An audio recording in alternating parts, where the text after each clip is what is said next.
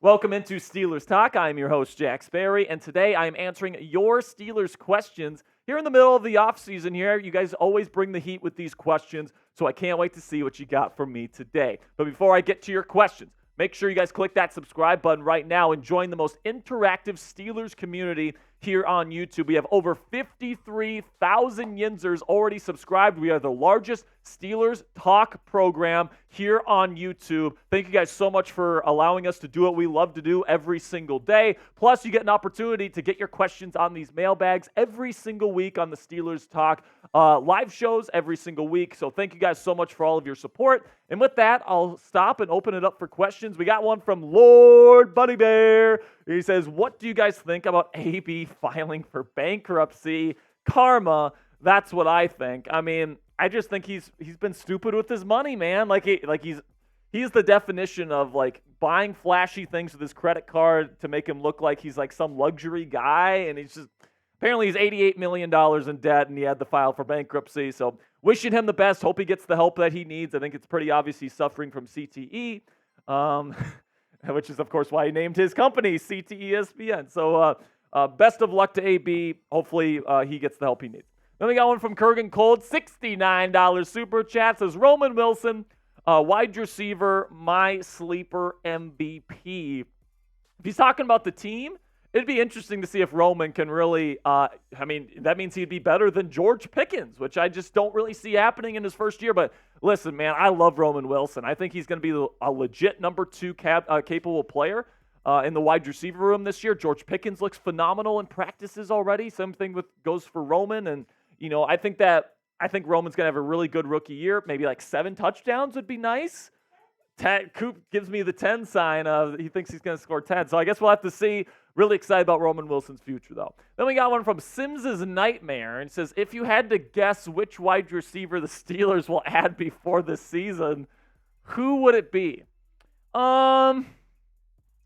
I'd have to pick one, and the most likely, I'd probably say Michael Thomas. He doesn't cost you anything in a trade.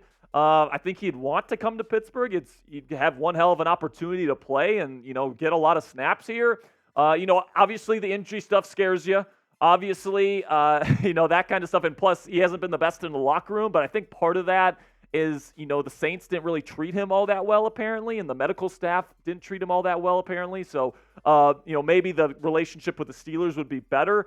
But Michael Thomas, really talented player, great hands, would be an awesome red zone threat. I think Roman Wilson would eventually usurp him throughout the course of the season as the number 2 receiver, but you can never have enough good, big receivers with great hands that are red zone threats on your football team, man.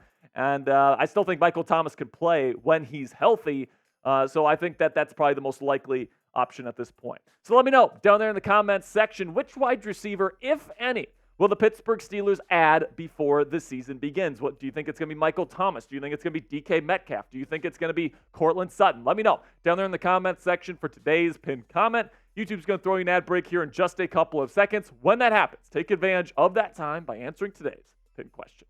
Then we got one from Ricky Campbell. Here. It says, my 58th birthday is coming up. Happy early birthday here, Ricky.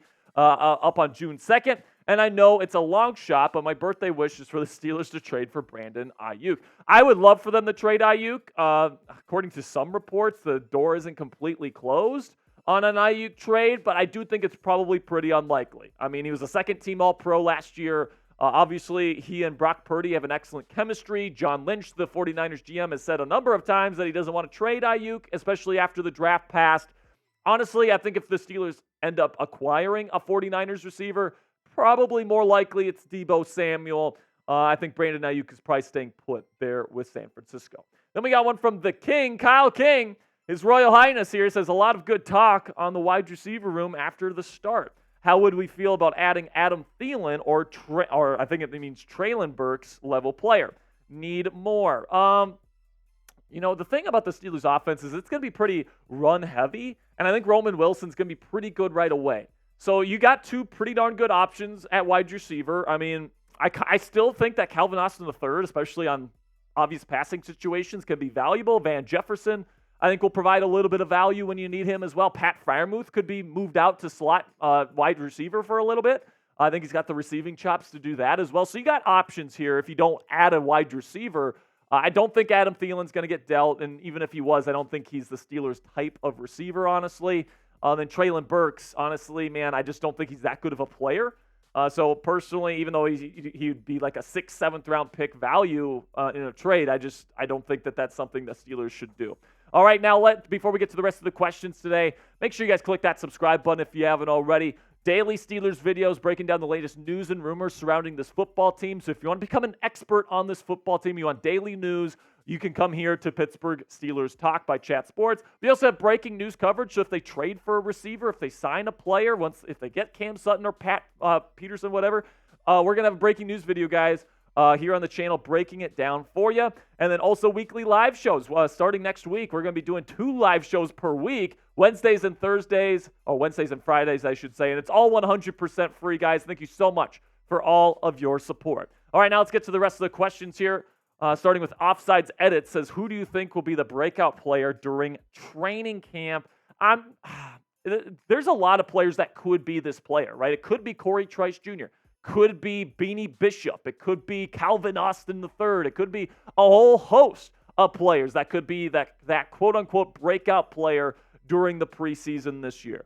If I'd have to put my finger on one, how about Peyton Wilson? How about the inside linebacker from NC State that many people thought, including myself, the tape said he was a first-round inside linebacker.